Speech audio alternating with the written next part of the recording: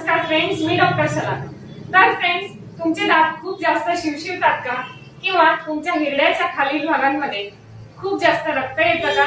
किंवा हिरड्यांमधून वारंवार तुम्हाला दुर्गंधी येते आणि असे वाटते की हिरड्यांजवळ सारखेच काहीतरी टोचते आहे, किंवा दाताच्या भागात असे वाटते की सारखेच तिकडे काहीतरी खूप जास्त शिवशिवत आहे आणि सेन्सिटिव्हिटी जाणवत आहे।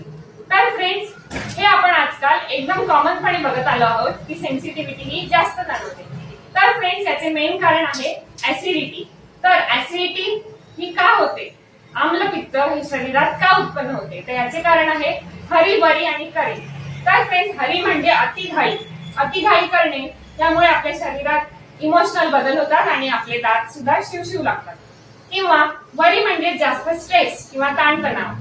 तर तुम्ही ताणतणाव जितका कमी कराल तेवढी तुमची आम्लपित्त वाढण्याची क्षमता ही कमी होईल। तर फ्रेंड्स, दुसरे अजून एक कारण म्हणजे करी म्हणजे खूप मसालेदार जेवण जेवल्याने सुद्धा ऍसिडिटी होते आणि त्याने सुद्धा त्रास जाणवू शकतो आणि आपल्या दातात सेन्सिटिव्हिटी जाणवू शकते। तर मग घेणार